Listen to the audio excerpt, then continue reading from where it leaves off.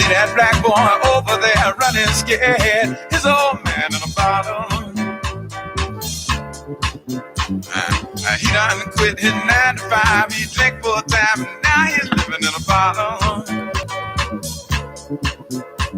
See that black boy over there running scared. His old man got a problem, and it's a bad one. He done pawned off damn near everything. His old woman a wedding ring for bottom. And don't you think it's a crime when time after time after time people in the bottom? There's people living in the bottom. Listen to me. See that sister, show was fine. Okay, welcome to the Reality Check with Charles Butler. Glad you all tuned in. We're going to have a little fun today. We're going to talk a little bit about one of my favorite people, Nancy Pelosi, and how she thought she could actually get away with walking into a salon, not using a mask, and then lying about it. Welcome back, host. Have a great show. That's what Democrats do. That's what people like Joe Biden and the political elite and Barack Obama, they think they're above the rules. It's like Obamacare. Do you know that the Congress exempted themselves from Obamacare? The Congress exempted. It was such a great plan. It was so wonderful. Why did the feds exempt Congress from complying with Obamacare? Now, my congressman, a guy named Danny Davis, said, "Oh, he would welcome. And that's the way Danny talks. Yeah, I would welcome the opportunity to have Obamacare or to have the American people have the same kind of health care that we have here in Congress, but you didn't give us the kind of health care you have in Congress. You gave us a watered down, third world, expensive approach to health care. That's what they did. Charles Butler didn't do that. The Congress did it. Danny and his boys did it. Hello. Let's see here. Let's see. 6,000. Here we go. Let me make this again. See if this happens. Here we go. See if we can. Welcome back, host. Have a great show. We're going to open up. That's opening up the lines, telephone lines. So the lines are open. If you'd like to call in, 312-445-9565.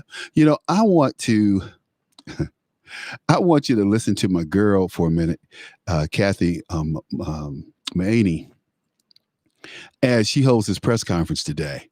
This girl is so bad. I love this girl. I mean, you know, I think she is hot. I think she's smart. I think she's sassy. Now, I'm trying to figure out if that's her hair or if she has a fall on. You know, black women call it a weave. White women call it a fall. It's all horsehair. At the end of the day. Hey, I'm just saying. I mean, if your hair was meant to be like that, like when Sophia Loren wore her hair long. Oh, my God. I love me some Sophia Loren. Even at 85, I love some Sophia Loren. And that means she's almost 20. She's 17 years my senior or my junior. I'm 17 years her junior, I should say. So, look, let's go ahead and listen to this news conference. I love this. Check it out. You got to listen to this. All of you to see during the duration of this introduction. Nancy Pelosi was not in the halls of Congress when I asked where she was. She was not working in good faith to make a deal for the American people. Nope, Nancy Pelosi was found in San Francisco at a hair salon where she was indoors, even though salons in California are not only open for outdoor service. Apparently, the rules do not apply to Speaker Nancy Pelosi. She wants small businesses to stay shut down, but only reopen for her convenience. Do as I say, not as I do, says Nancy Pelosi. Nancy Pelosi is holding up $1.3 trillion in relief for the American people while getting special access to the very kind of small businesses that this money would support, businesses like this hair salon. Before she skipped town to violate her state's health guidelines, Pelosi proposed a bill. It was called the HEROES Act, which contained no additional paycheck protection funding. This is funding that would help the very small business she has bizarrely accused of plotting against her. The president sees through Democrats' disregard for Americans in need, and he took action unilaterally in his own accord. He provided relief from evictions, he provided unemployment insurance, he paused student loan payments, and he cut the payroll tax, putting money in the American people's pockets.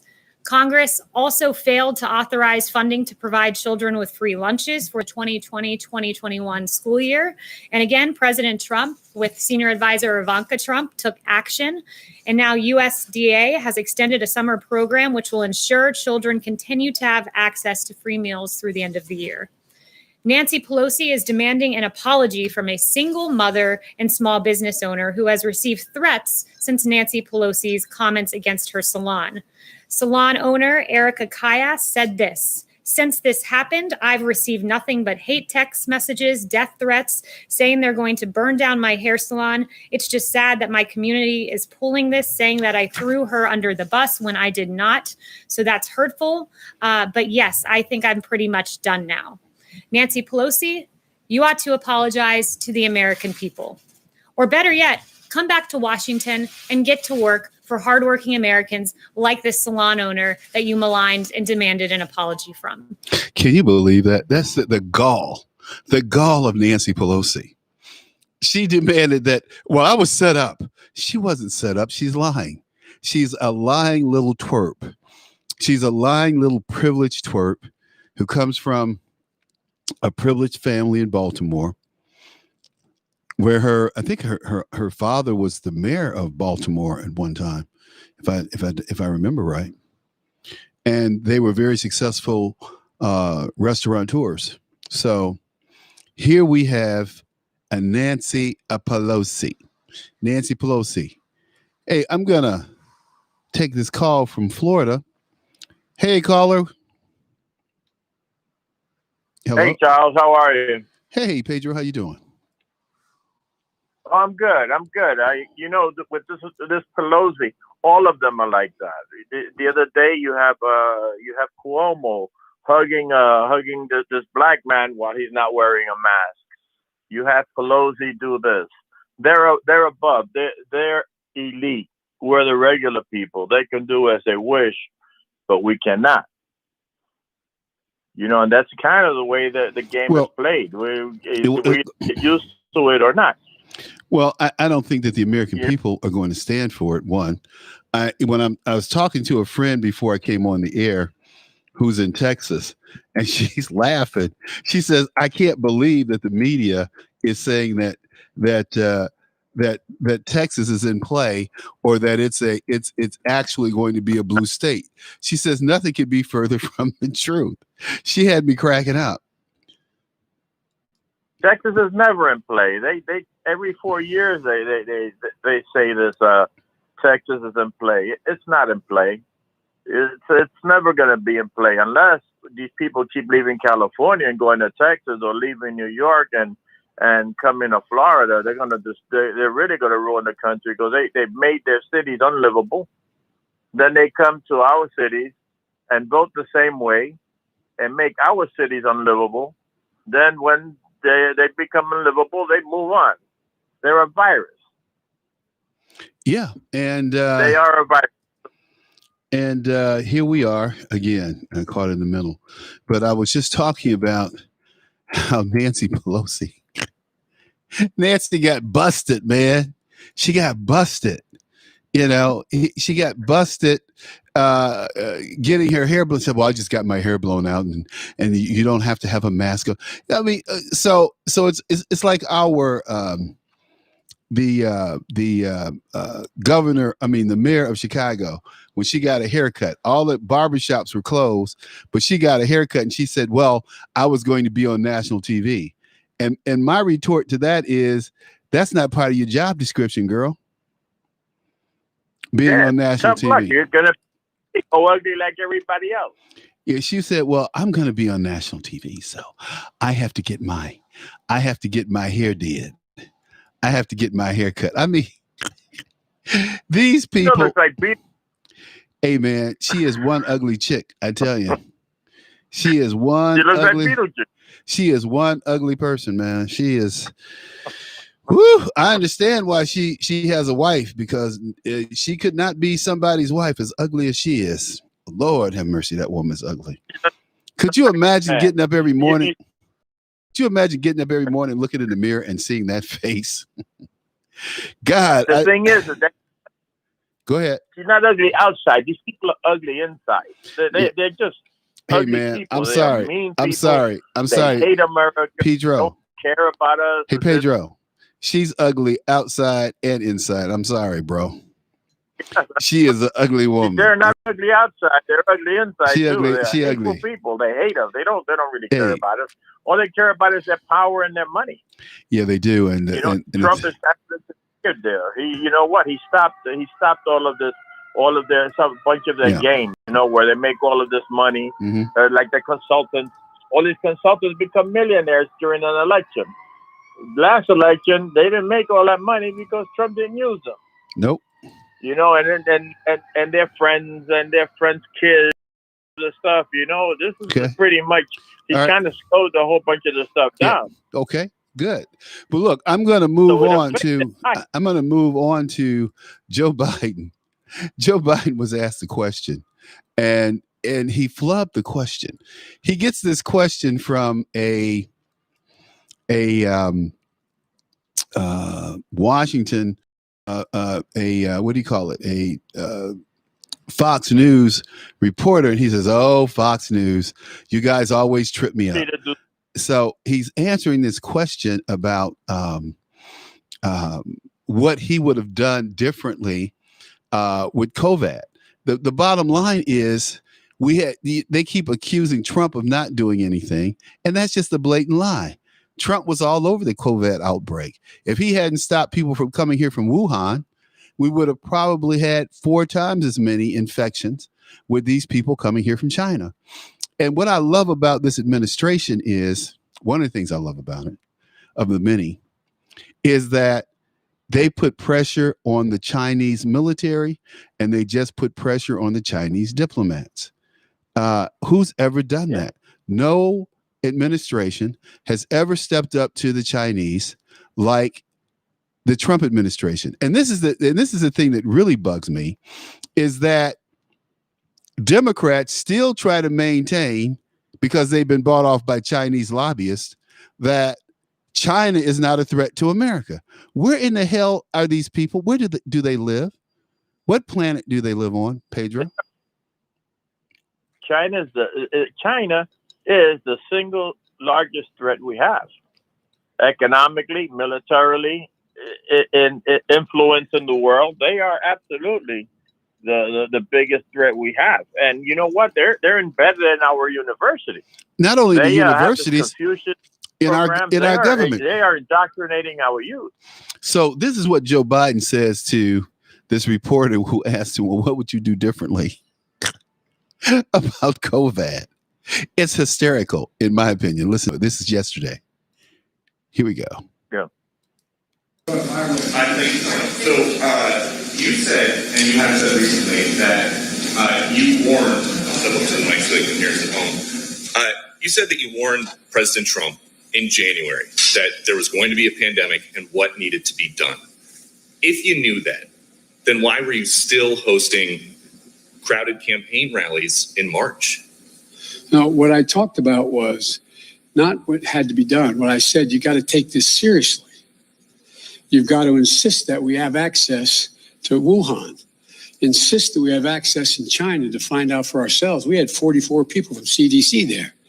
You cannot continue to talk about the president of China saying he's done a marvelous job. He's doing a great job.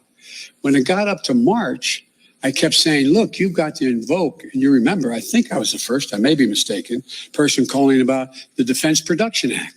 We don't have enough of it's amazing we use a phrase like PPE and the public knows what that is now, but protective equipment and gear and ventilators. Use that authority. Use it to go out there now and don't wait. And don't wait to talk about the need for us to have masks, and don't wait to talk about, that's what I talked about. And then I began to lay out for him. We actually had a conversation. I can't remember when it was. I think it was March, maybe it was April, in that range.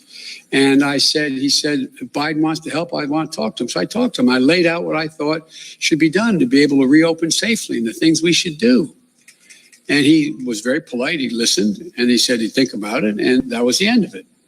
And so what began to become really clear is that as the science began to show that this was able to spread much more easily than people thought, two issues.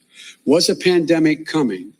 And how did it most, what's the most, the way it did the most damage?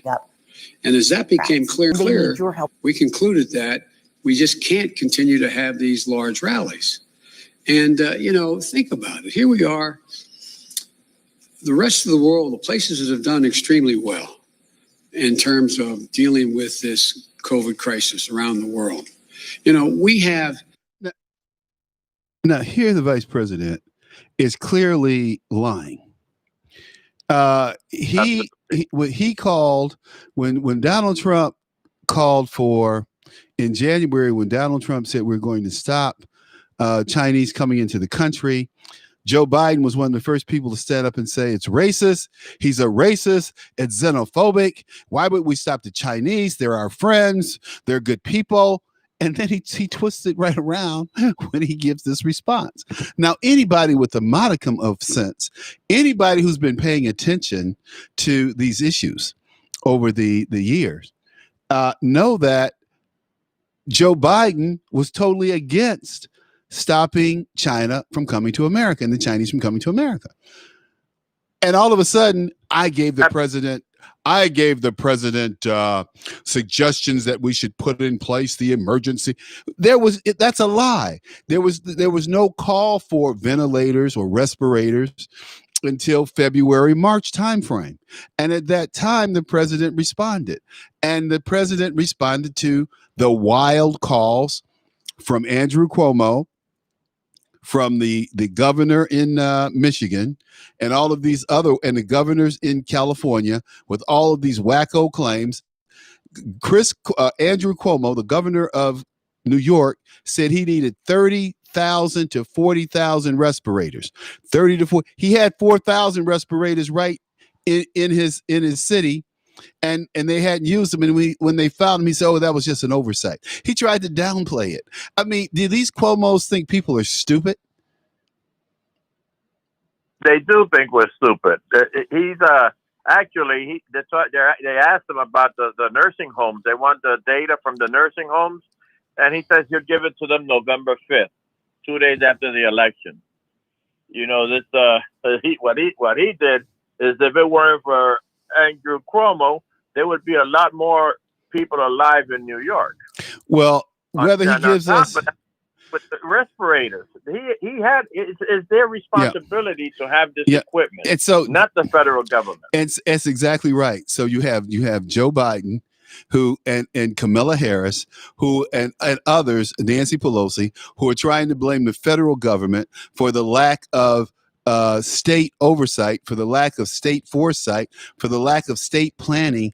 All of these things happen on Obama and Biden's watch. These PPEs were depleted during the SARS epidemic, during they had H1N1 epidemic, and the Ebola epidemic. These reserves or these supplies of PPE were depleted and never replaced. Did anybody blame Obama? Did anybody blame Biden? No, but it happened on their watch. So if you're going to blame Trump, then you certainly have to blame the watch that it happened on, where the supplies were depleted and weren't replenished, supposedly. But the feds, again, doesn't replenish the state supply. The state replenishes its own supply. And it's just amazing. Exactly. But it's amazing with just that little twist how people get lost in the facts because they're so stupid today. So we have a lot of people who just don't get it, man. They just don't get it. Hey, Pedro, so what are you while I got you on the phone here, what do you feel or what do you hear is going on down in Miami? How do you think Trump's going to do? How do you think Biden's going to do? Actually, here, a lot of the people, remember, a lot of this is Latin. And a lot of these people who really hated Trump in the beginning are talking about they're going to vote for Trump. Oh, really? My neighbors, I have people that, in the beginning, they didn't like Trump. Right. And they saying he's the only one. He's the only one that's gonna stop this, because they're seeing the leftists, the socialists, the communist trend from all of this politics. And you know what? They're afraid. A lot of these people have lived that. They understand it. They've seen it. A lot of them are saying, "Hey, this is something that we've seen before, and it's and it's not pretty. Well, it's not." Nice. The thing, intellectual exercise for them, they actually live the life under communism. They know that communism is not a good thing. It's not a glamorous thing. What's his name? Fidel Castro and Che Guevara were charismatic for their time, but they became ruthless and they became, autocrats and dictators. And that was not a very good thing for Cuba. They did not have open and fair elections. When Castro became empowered, he stayed there. Yeah, he said in the beginning, they asked him if he was a communist. He said no, he was a Roman Catholic. And as soon as he took power, he says he was a communist. Okay, and you know what? Once you have power, once you have that kind of power, how do you get them out? Everybody has to go vote every election in Cuba, but you can only vote for the party, and if you don't vote for him, you can't get any food. So you know what? You're kind of stuck. You don't get your food cards, you don't get work, you don't get anything. Actually, you're punished. So you must vote for them. So they get like 98, 99% of the vote. Oh yeah. Oh yeah. That's exactly kind of what we're going this way here if we're not careful. Well, the beautiful thing about America, and one of the beautiful things about Castro and the Cuban government is that they did go out and they sent out doctors around the world to help people, and they sent out freedom fighters to Africa to help the South Africans free Mandela. So, not everything that Castro did was bad, but here's a man who worked for freedom in South Africa while he kept his own people oppressed. I found that very interesting.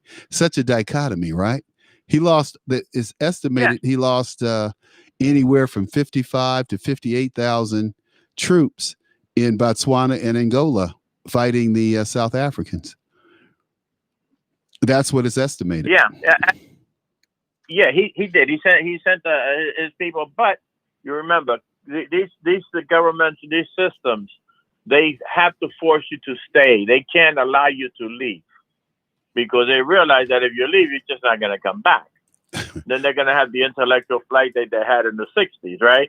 Wow. So once you have one of these total government countries, you're not allowed to leave. You can't leave because they realize you're not going to come back. Okay. But they sent like these doctors that recently they decided to stay in Brazil. Right. Why? Because they're basically sent to these countries. Okay, and the money is all given to Cuba. Yeah. For what they do. Yeah. And then they're being paid in Cuban money. You know what? We just work as in any other countries and the amount of money. Right. So they're quitting. Actually, I worked in a hospital for 20 years, so I know a lot of these Cuban doctors. Uh-huh. I knew one of them. Now, one of our head of surgery did work in Angola. He was taking care of troops in Angola. Okay. And he was explaining to me how horrible it was. How these people they were just they were dying and sticking their bodies in these planes and just taking them to Cuba. It's a really horrible thing. But you know what? In Cuba, people are starving and they're not worried about their people. Yeah, but I thought it was interesting. Like I said, I thought it was very interesting that Castro was in Cuba fighting for freedom while he oppressed his own people. Yeah, absolutely. So Absolutely. These people go on a raft, Charles, in these shark infested waters. They put a whole family on a raft and they go out in the ocean hoping that the Coast Guard that they'll either hit the jet stream or something, so that Coast Guard will pick them up, or they'll land somewhere along the U.S. East Coast. But this is the problem. Safety. This is the problem I have with that. So the Cubans, they let in the country. The Haitians, the people from the DR, they won't let in the country. So if a Haitian gets to American soil, they pick his behind up and send him back to Haiti. If you Cuban, they do that with most Latin Americans, except Cubans. Yeah. So it's man. Yeah, but they do it with all of the other Latin countries too, and a lot of these Latin people resent it also. They should, like the Peruvians and they resent. But but everybody can't get to America, and at some point, I think we have too many foreigners in this country. I think we have too many foreign-born people in this country at this time, and I think it's time to cut off immigration, except for people who have skills and intellect that we need. Simple. I agree. We don't need any more bodies. I agree. We did that in the 20s. We did that in the 20s. Yeah, we stopped immigration. 1965. Yeah, we did that. But they did that in conjunction. You have to understand. They did the opening of immigration to compete with blacks, to keep blacks out of the workplace. So that's the biggest problem we have with that. We have these people coming from other countries. So they come taking actually. So they come from lower the middle level entry jobs. So they come from so we open at the time when we're striving for civil rights and to allow some of our citizens to pursue life, happiness, and life, happiness, and what's the other thing? Life, happiness, the pursuit of liberty. Life, liberty, life, liberty, and happiness. The government decides, we're just going to open up and you know who did it? You know who sponsored the bill, the immigration bill of 65? Guess. No. Guess who sponsored it? It was Kennedy. I know. That's right. It was Ted Kennedy. Ted Kennedy sponsored that racist bill, which opened up the floodgates again from Europe. And allowed people into this country, and they took jobs from and opportunities from black people. And that's an issue that needs to be addressed. But see, black academicians, black historians, black leaders are so stupid today. They don't get that. The first guy that I heard talking about Ted Kennedy and what a racist Ted Kennedy was Adam Clayton Powell. Adam Clayton Powell couldn't stand Ted Kennedy. He couldn't stand Martin Luther King. And when you start getting into the reasons why, it becomes this story of how we continue to run away from the real issues in this country. And very simply, at some point, and now it's going to become harder because we have anywhere from 30 to 40 million foreign-born people in the country, but it really shocked me when I heard the CEO of Goya, the Goya bean guy.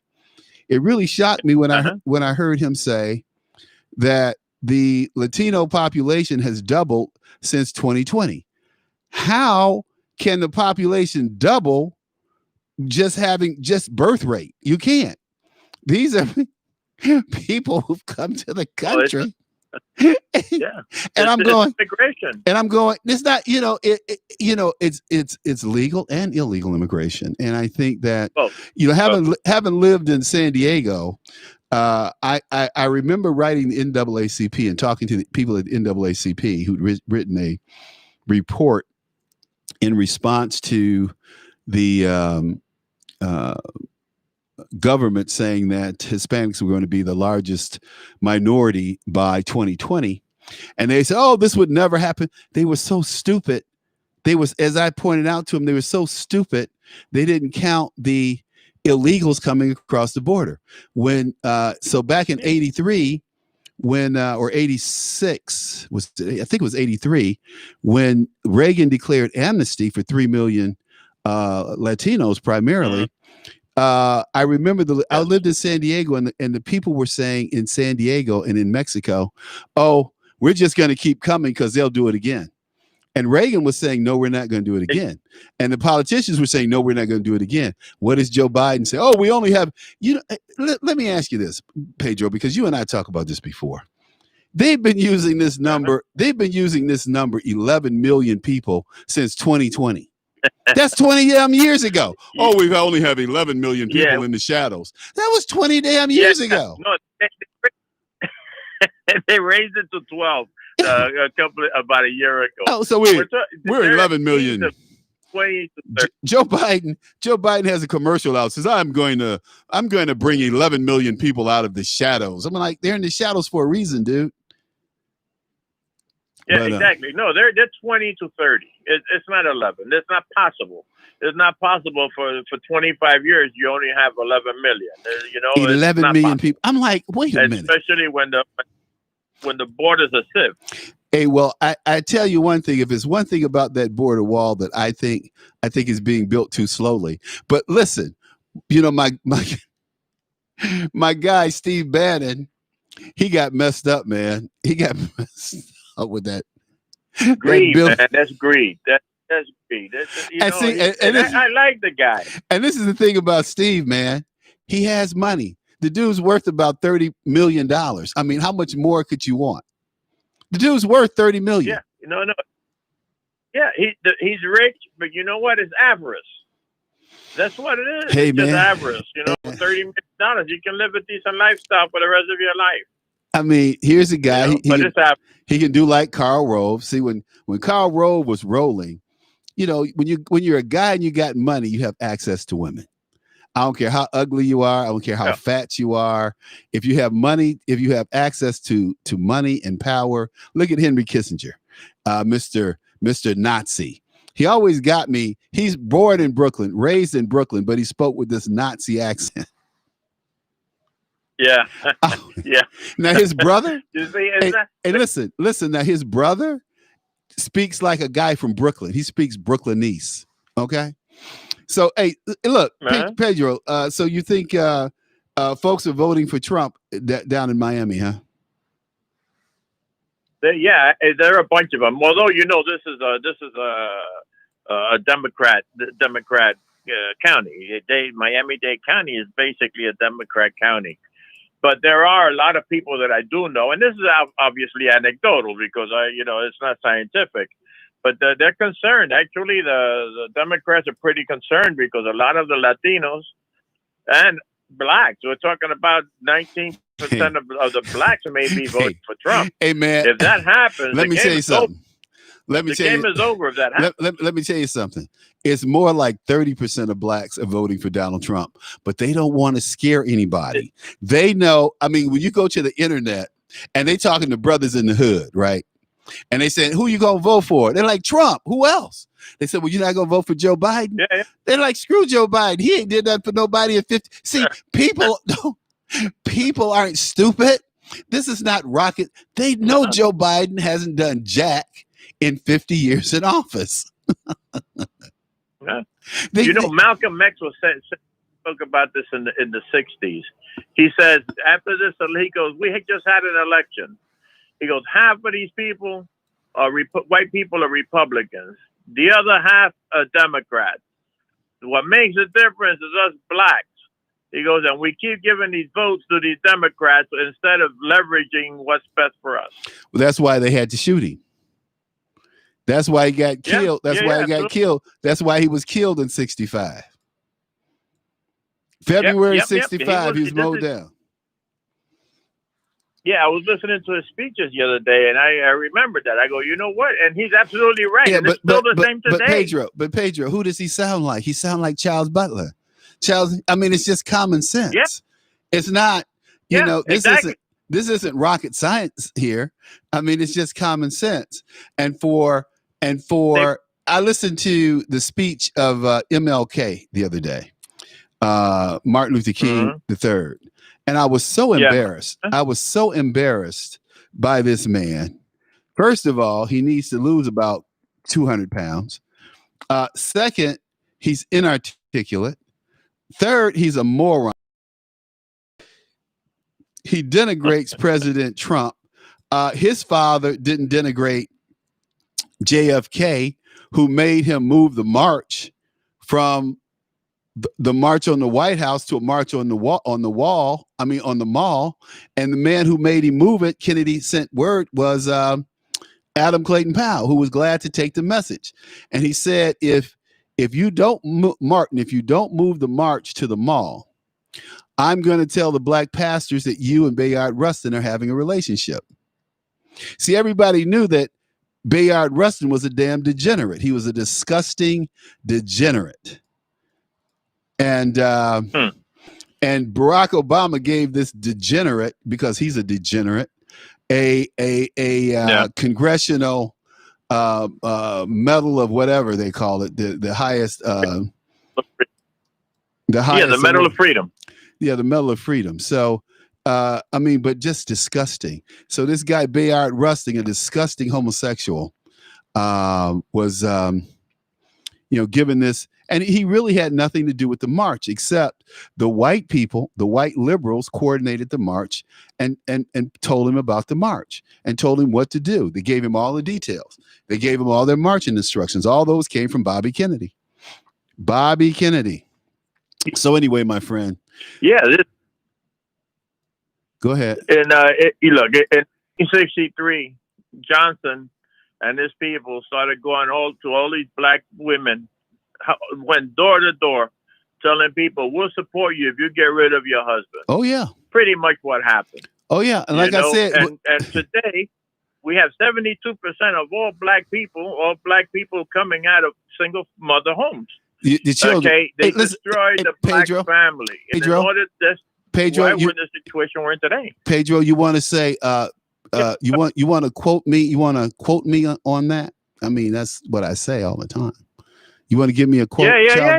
We've spoken about this before. We've spoken about it before. It's and you know what? And Johnson, what he did is he said, we're going to have these Negroes, using a more derogatory term, voting for us for the next 200 years. And he did. And he has. That was his quote. It is a quote. I have it. I have the quote.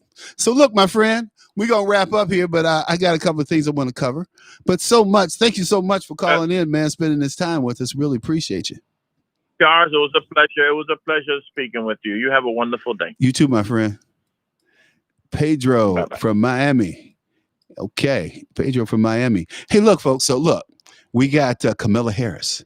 And Kamala Harris says this about 2 weeks after Miami. accepting her party's Fortunately, strike a balance between supporting the core mission of police. Harris talked. And many of the issues that we care most about are the issues that wake families up at 3 a.m, wondering how they're going to get through the end of the month. How do you strike a balance between supporting the core mission of policing, but also addressing the issue that Black men and people of color in general are disproportionately on the receiving end of use of force by police? There's a false choice being presented, and certainly Donald Trump has been doing that and stoking the flames of fear and hate and division. We have to support law enforcement, and bad cops are bad for good cops. And we have to also do what we can to reform the system so that... Hold it, wait a minute. Cops are bad. I don't get that. Here's a very articulate prosecutor, attorney general, and this is what she has to say. Listen. And we have to also do what we can to reform the system so that there is equal justice under law, and that being Black or brown does not mean having an unfair experience because of the color of your skin. How do you... Bad for good cops. And we hate and division. We have to support law enforcement, and bad cops are bad for good cops. And we have to also do what we can to reform the system so that there is equal justice under law, and that being Black or brown does not mean having an unfair experience because of the color of your skin. Oh, okay. In LA, where I spent a great deal of my life, my adult life in California, you had 3 black men that I'm just going to name off the top of my head. Actually, 4. Marcus Allen pulled out of his Ferrari, gun put to his head in Beverly Hills. Pull out his Ferrari, red Ferrari with a blonde in the car. And he wouldn't press charges.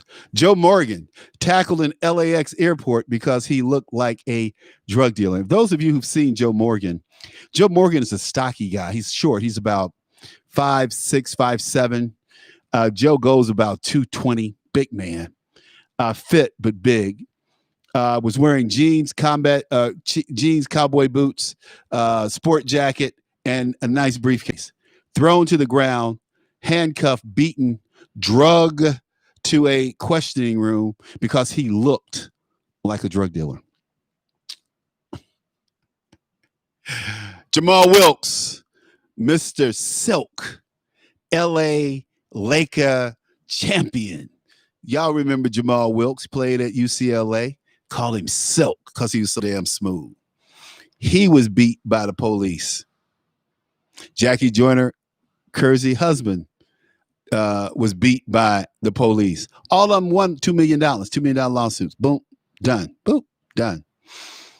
2 million, except for Marcus. He didn't press charges. He didn't follow up, but then he wasn't arrested. He was just embarrassed. But that's the way black men have been treated and continue to be treated across this country, as I say time and time again, and I will continue to repeat. And I will never step back on this. I've had guns pulled on me over 12 times, and they've all been on traffic stops. Not a criminal act, a criminal activity, or non-compliance. It's been sitting in my car waiting on the cop to approach my car with his gun drawn.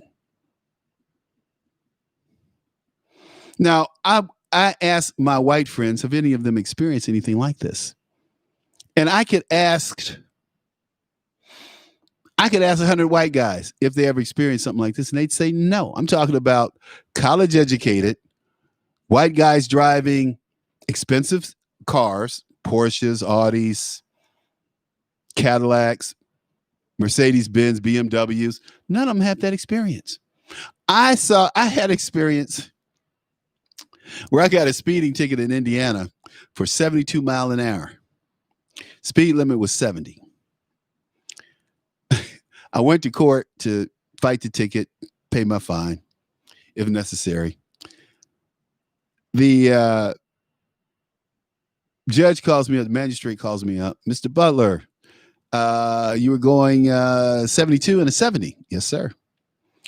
How fast were you really going? 72. He looked at me kind of quizzically. Then he turned to the police officer. He said, how fast was Mr. Butler driving? Cop rifled through his notes. Officer, Your Honor, I clocked him at 72 miles an hour at 1650 and mile marker such and such.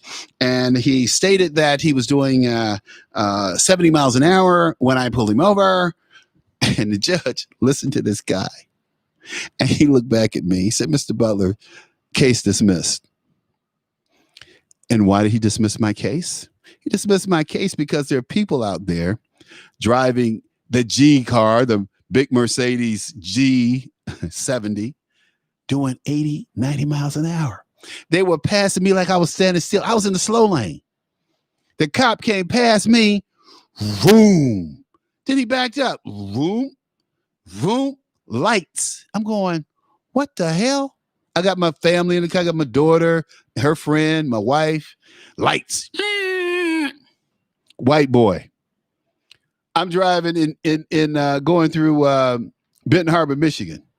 I'm going along with everybody else. You know, all the cars are about 2 car lengths apart, going through a construction zone. Who does the cop pull over? Me. Like everybody's doing the same speed. We're like two car lengths apart. Don't tell me about cops being racist. Don't tell me about cops and discrimination.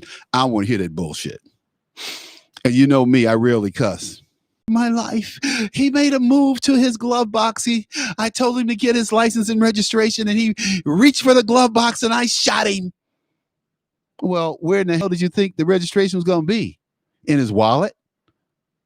That's what I asked the guy one day. I said, guys, like license and registration. So I said, well, my license is in my wallet. My registration is in my glove box. Do you really need to reach in the glove box?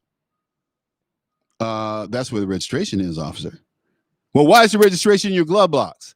I said, well, why would the registrar start laughing? I said, why would the registration be in my wallet? Like, you idiot. So he's so stupid that it finally sinks in that I'm calling him stupid. He makes me get out of the car so that he can retrieve my registration from the glove box. And he gets in my Porsche and he sits behind the wheel. And I'm sitting on the front, on the hood of the car, looking away from him, not paying him any attention, supposedly. And he rifles through my glove box and he searches under the seat and thinks I don't see him doing that, right? And he pulls out the registration and he says, oh, I see the registration here. And I'm like, I got an expression on my face like, F you, dude. So he writes the ticket. I said, you write the ticket, man. I'll see you in court. I mean, let's go. Are you telling me that what to do? I said, hey, officer, you have the stop. You're going to write the ticket. Let's do this. Let's get on so you can pull somebody else over. And then I didn't say anything else. He asked me, not responding. Our discussion is over. Time for me talking to you is over. Just give me the ticket. Let me sign my ticket and F you. That's was my position, and that's what I did. Totally pissed him off because guess what? He didn't have anything to continue our discussion on. It was over. Over. Yeah. So, Kamala Harris, in talking about cops, well, she didn't do anything to stop police abuse of black men when she was Attorney General of California. In fact, it's alleged that she withheld information that could have freed innocent black men. I don't know. I'm just going by, what happened, what people say happened. But this is Kamala. Excuse me. Kamala, not Camilla. How do you try to overcome the disadvantage of not having a live audience? Well, I mean, John, I have to tell you, I miss seeing people in person. I know Joe does too. I mean, he and I, we love seeing people and being with them. And we have to balance out what we want to do, which is, of course, be with people physically and in person, with making sure that people are safe. Senator Harris said Democrats can no longer take Minnesota for granted, and the Biden-Harris ticket will earn the votes of Minnesotans by focusing on things that matter most to families, things like childcare and safely returning kids to school. Childcare, really? And safely returning kids to school. It's something I don't think that either one is interested in, but here we go again, right? Here we go again. You never can know what these people are going to say. You never know what they're going to do. But we can count on one thing. They will lie. And they'll continue to lie. Like Joe Biden. Joe says, well, I told the president what he needed to do. I told him he should implement the emergency manufacturing plan. Yeah, that's all BS. That's a lie. And when he was president, let me say this. Joe Biden is on record for being on the other side of every important decision that's been made domestically and in foreign policy for the last 40 years. Even let's just talk about going to kill bin Laden. He came on television. Nobody asked him for this. And he says, well, I have to commend the president for his bravery because I recommended to the president that he not go on that mission, that he not take that mission. Well, this is the reality of it all, for real. And that is Barack Obama and Hillary Clinton had ignored the back channeling that was going on with the Gaddafi family. The CIA was back channeling with one of the Gaddafi sons. As this young man Gaddafi's son is back channeling on the phone with the CIA. Obama takes out the guy's house. Boom! Blows up the whole compound. Kills all Gaddafi's grandchildren. So guess what? Instead of the headline being, we killed Gaddafi's grandchildren in a raid on his son's compound, it was, we killed Osama bin Laden. Check it out. See, that's what intelligent people do. They connect dots. They bomb Gaddafi's son's house, and then they launch a mission to go get Osama bin Laden. Now, we've known where Osama bin Laden has been since he passed through Afghanistan into Pakistan. We knew exactly where he was. In fact, Christiana Amanpour, and I have the clip, tells it, and she got taken off television for 2 years. If I remember right, Christiana Amanpour. Let me see. Christiana Amanpour.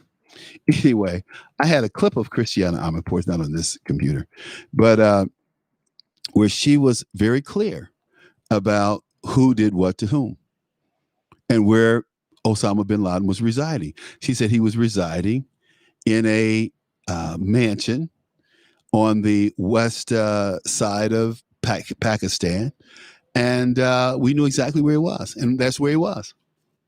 They took Christiana Amanpour off TV for 2 years, almost 3. Yes, indeed. The reason I know is because she was my favorite newscaster at CNN. Not Wolf, and certainly not that moron, Chris Cuomo, who needs a real job, by the way. Oh, man, you can't make this stuff up, man. You can't make it up. You can't make it up. So, that's the skinny. We know these things happen. Joe was on the wrong side of it, though, but Obama was thinking through the optics, and the optics were very, very, very bad for the administration. Very bad. Hey, look, we're almost out of time. We're moving into our last minute of the show. So I want to thank you, and I want to thank Pedro for calling in. You guys need to call in. The call-in number is 215-867-8255.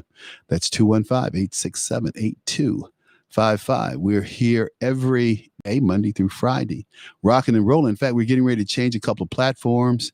We're going to have a simul broadcast on Twitter, Facebook, all of these different platforms. I'm looking forward to it. I don't know about you, but it'll be a lot of fun. I tell you that. Let's see here. So what I need to do is to play a little bumper music, and we're going to exit stage right. We're going to exit stage right out of here to come back tomorrow and do this again with you. It'll be fun. Dun, dun, dun, dun, dun, dun, dun, dun. But hey, call in. Like I said, call in like Pedro. We'll get you on, let you talk about what's on your mind. And remember, little Eddie Harris and Les McCann, okay? A lot of...